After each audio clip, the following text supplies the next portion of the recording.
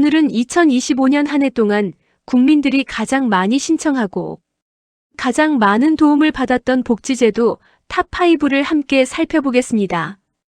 이런 제도도 있었어? 하실 수도 있고 나도 받을 수 있었는데 몰랐네 하실 수도 있을 거예요.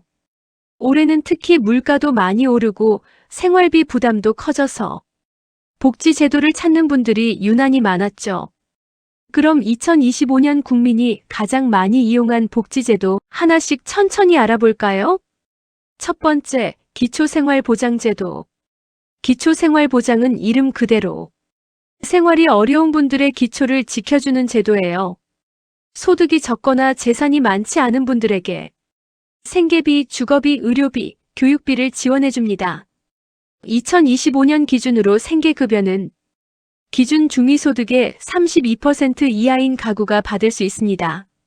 수치로 보면 1인 가구는 월 소득 인정액이 76만 5,444원 이하, 4인 가구는 195만 1,287원 이하일 때 생계급여를 받을 수 있어요. 예를 들어 혼자 사는 68세 어르신이 국민연금으로 한 달 70만 원을 받는다면 기준보다 약간 낮은 편이죠. 이 경우 생계급여 일부와 주거급여를 함께 받을 수 있습니다. 무엇보다 요즘은 복지로 사이트나 복지 멤버십에 가입만 해도 내가 받을 수 있는 지원을 자동으로 안내받을 수 있어서 정말 편해졌어요. 예전엔 주민센터를 몇 번씩 오가야 했지만 지금은 휴대폰만 있으면 한 번에 조회가 됩니다. 혹시라도 나는 해당 안 되겠지라고 생각하셨다면 이번 기회에 꼭 한번 복지 멤버십을 이용해 보세요. 생각보다 받을 수 있는 제도가 정말 많습니다. 두 번째, 기초연금. 두 번째는 바로 기초연금입니다. 65세 이상 어르신이라면 대부분 한 번쯤은 들어보셨을 텐데요. 2025년 기준으로 단독 가구는 월 소득 인정액 228만 원 이하, 부부 가구는 364만 8천 원 이하일 때 기초연금을 받을 수 있습니다.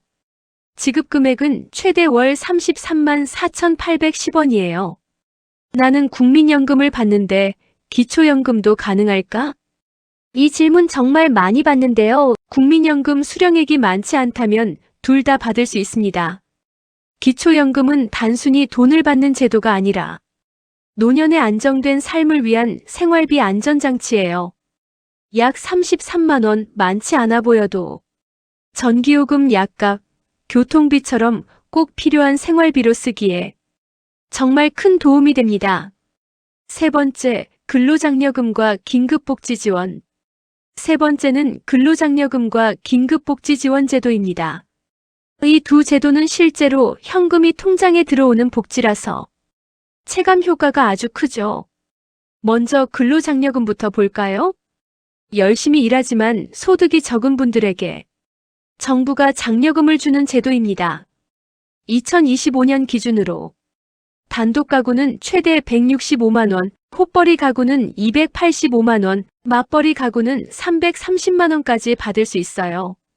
신청은 매년 5월 정기 신청, 11월 추가 신청 시기에 국세청 홈택스에서 간편하게 가능합니다. 특히 소득이 일정한 자영업자, 프리랜서 분들이 이 제도를 통해 큰 도움을 받았어요. 그리고 긴급복지지원제도는 갑작스러운 위기 상황에서 긴급하게 도움을 받을 수 있는 제도입니다. 실직, 질병, 사고, 가족 사망 등으로 당장 생계가 막막할 때 주민센터에 신청하면 최대 3일 안에 생계비나 의료비, 주거비를 지원받을 수 있어요. 이건 말 그대로 급할 때 바로 쓰는 복지입니다. 다음 달까지 버틸 방법이 없다 하시는 분들께 즉시 도움이 되는 제도예요. 네 번째, 아동 청년 맞춤형 복지. 네 번째는 미래 세대를 위한 복지입니다. 아동수당, 청년 월세 지원, 청년 도약 계좌가 대표적이죠. 먼저 아동수당은 만 8세 미만 아동이라면 소득과 상관없이 매월 10만 원씩 받을 수 있습니다. 모든 아이에게 공평하게 지급되기 때문에 부모님들 사이에서 신청률이 가장 높습니다. 다음은 청년 월세 한시 특별 지원이에요. 이건 국토교통부가 운영하는 중앙정부 사업입니다. 대상은 만 19세에서 34세 무주택 청년. 월 최대 20만 원씩 최대 24개월까지 지원. 2025년 2월 25일까지 운영된 한시적 사업으로 현재는 신청이 종료되었습니다. 전국 단위로 운영되는 제도라 서울, 부산, 대구 등 어디에 살든 신청이 가능합니다. 단 지자체형 월세 지원과는 중복 수급이 안 되니 하나만 선택해야 해요. 그리고 요즘 청년들 사이에서 가장 핫했던 제도가 바로 청년도약계좌입니다. 이건 5년 동안 꾸준히 저축하면 정부가 함께 돈을 보태주는 청년 자산 형성 제도인데요. 월 70만 원씩 5년간 납입하면 내가 넣은 돈이 4,200만 원, 정부가 지원하는 기여금이 최대 198만 원, 여기에 은행 이자까지 더해지면 최대 약 5,061만 원까지 모을 수 있습니다. 5년 후 내 집 마련의 종잣돈을 만들자. 이 말이 청년들 사이 유행할 정도로 인기가 많았죠. 5번째, 복지 멤버십. 마지막 5번째는 복지 멤버십입니다. 이건 정말 조용하지만 강한 복지예요. 복지 멤버십은 한번 가입만 해두면 내 소득, 연령, 가족 구성에 맞춰 받을 수 있는 복지 혜택을 자동으로 추천해줍니다. 예를 들어 서울은 출산 가정 산후조리비 100만 원, 부산은 저소득층 냉난 방비 지원, 광주는 다자녀 수도요금 감면 등 각 지자체마다 다양한 혜택이 있죠. 2025년 기준 복지 멤버십 가입자는 약 900만 명으로 추정됩니다.